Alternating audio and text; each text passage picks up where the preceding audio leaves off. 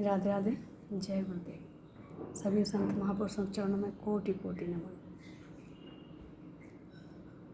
संसार का एक नियम है कि अगर हम गलत काम करेंगे तो उसमें सारे सपोर्ट करते हैं, लेकिन अगर हम अच्छा कार्य करेंगे तो हमें कहीं सपोर्ट नहीं मिलता, वहाँ हमें अकेला ही चलना पड़ता है। क्योंकि समाज में जो भी कार्य होते हैं वो गलत ज़्यादा होते हैं, अच्छे होते ही नहीं हैं। क्योंकि सपोर्ट अगर हमें जो देगा, इसके लिए ये भी तो ज़रूरी है कि वो भी सही हो। गलत आदमी गलत का सपोर्ट देगा और सही आदमी सब सही का ही सपोर्ट देगा। तो अगर अकेले चलना पड़े तो कभी ये सोचना नहीं चाहिए कि हम अकेले चल रहे हैं। जीवन में अकेले चलने का मतलब है कि हम सही चल रहे हैं, हमारे साथ कोई नहीं है, इसका मतलब हम सही चल रहे हैं। और अकेले चलने से जो मजबूती आती है ना जीवन में, वो कहीं और देखने को नहीं मिलती। ना ही इसको हम खरीद सकते हैं और ना ही कोई और दे सकता है हमें। क्योंकि जीवन में जब हम अकेले चलना सीख जाते हैं तो हमें सारी खुशियाँ अकेले में ही मिलने लग जाती हैं। हमें किसी और की ज़रूरत ही नहीं पड़ती कि कोई हमें खुश करे आके। और यही तो हमारे दुख का कारण है कि अगर हम किसी और से खुशी मांगते हैं तो कोई हमें खुश नहीं देख सकता है और ना ही कोई खुशी देता है। ये तो जीवन के भ्रम है कि हम उनकी वजह से खुश हैं या उनकी वजह से हम दुखी हैं। अगर हम दुखी हैं तो भी अपनी वजह से हैं और खुश हैं तो भी हम अपनी वजह से हैं। क्योंकि हमने उस चीज़ को गलत चीज़ों को भी हमने अगर नहीं देखा, हमने इग्नोर कर दिया, तभी हम खुश हो सकते हैं। किसी में इतना कोई भी सामर्थ्य नहीं है कि कोई हमें खुशी या दुख दे सके। ये हमारे खुद के अंदर की सोच का ही परिणाम होता है। अगर हम दुखी हैं तो कहीं ना कहीं हमने किसी के लिए गलत सोचा है तो हम दुखी हैं। और अगर हम सुखी हैं तो इसका मतलब कि हमने किसी के लिए गलत सोचना छोड़ दिया है। क्योंकि हमारा सोच, हमारी जो भी विचारधारा होती है वही हमारे चेहरे पे दिखाई देती है। चेहरा हमारा आईने की तरह होता है।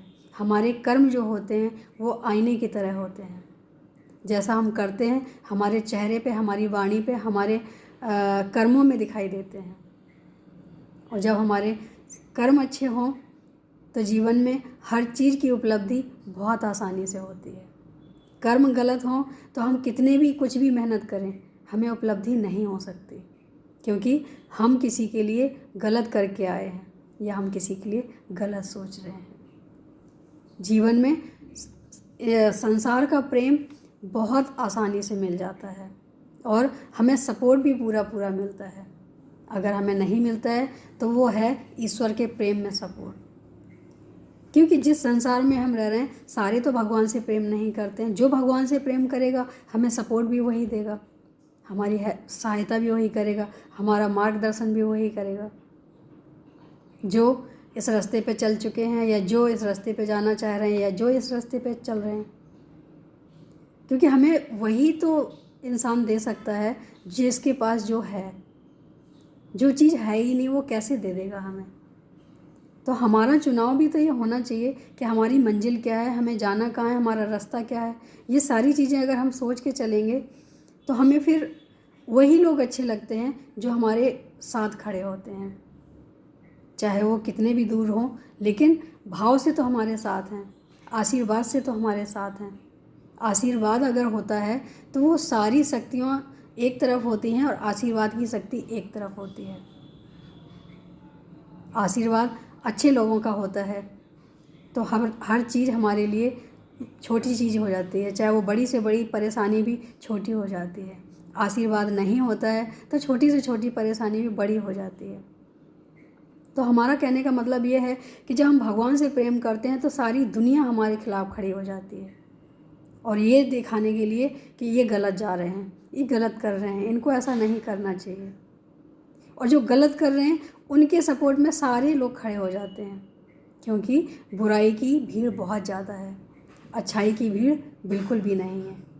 यहाँ लोग अच्छाई के नाम पे जलते हैं और उसका मार्ग रोकने की कोशिश करते हैं और बुराई को बढ़ाने के लिए उसका एक सपोर्ट में भी खड़े हो जाते हैं और ये भी कहते हैं कि जब जहाँ ज़रूरत है मैं तुम्हारे साथ हूँ। तो इसीलिए तो ये कलयुग कहा गया है कि बुराई का बढ़ावा बहुत ज़्यादा हो गया है। अच्छाई की ना कोई कीमत समझता है, ना कोई अच्छाई के साथ चलना चाहता है। और जो चलते भी हैं तो उन्हें कहीं ना कहीं पैर पकड़ के नीचे खींचने की कोशिश की जाती है। तो मुझे लगता है कि जब ईश्वर के साथ हम जुड़े हैं, उनके प्रेम के साथ हम जुड़े हैं, तो हमें अपने नीचे वालों को तो देखना ही नहीं चाहिए कि उनकी सोच क्या है, उनके विचार क्या हैं, वो कैसा हमारे बारे में सोचते हैं। कोई भी काम करने से पहले अगर हम सिर्फ इतना सोचें कि ईश्वर हमारे बारे में क्या सोचता है, ये कार्य करने से हमारे जीवन में जो आने वाले समय में हमारे जीवन में क्या प्रभाव पड़ने वाला है।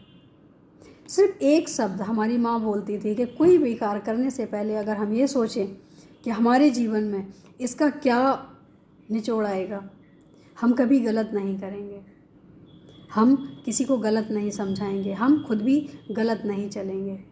हम गलतियां करते वही हैं जब हम आने वाले समय के रिजल्ट के बारे में भूल जाते हैं कि हमारे जो आने वाला समय है उसमें हमें इसका परिणाम क्या मिलेगा।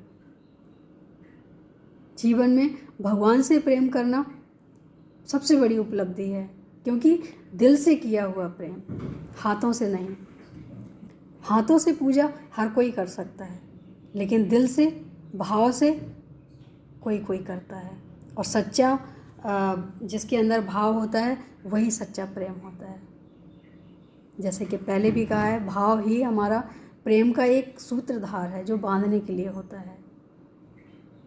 अगर सच्चा भाव होता है तो वो दिखता है। जब हम इंसान लोग परख सकते हैं तो क्या ईश्वर नहीं परख सकता। ईश्वर से जुड़ना हमारे लिए सबसे बड़ी उपलब्धि है।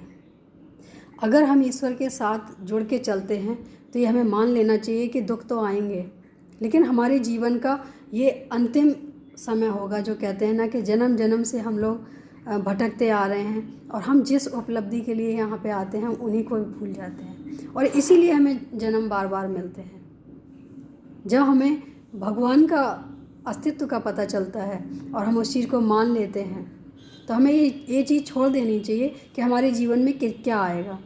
सिर्फ हमें एक चीज़ याद रखनी चाहिए कि हमें किससे मिलना है, क्योंकि हम जब मिलन की आस से शुरुआत करते हैं ना तो हमें सारी दुख तकलीफ़ कोई भी हमें परास्त नहीं कर सकता है, ना हमें पीछे कर सकता है। अगर हमारा मन कच्चा है और हमारा प्रेम कच्चा है तो वो हमें कहीं ना कहीं विचलित करके बीच से खींच लेगा। लेकिन अगर हमारा संकल्प अच्छा है, समर्पित है, तो हम हर हाल में आगे बढ़ते रहेंगे, हम पीछे नहीं आएंगे। ऐसा मेरा मानना है और ऐसा मैंने जीवन में देखा भी है। तो कभी भी अगर प्रेम करने का मन करे तो दुनिया वालों से नहीं, भगवान से करें, क्योंकि जीवन भी सार्थक होगा और हमारा जन्म भी सफल हो जाएगा। आज के लिए इतना ही। राधे राधे, जय गुरुदेव।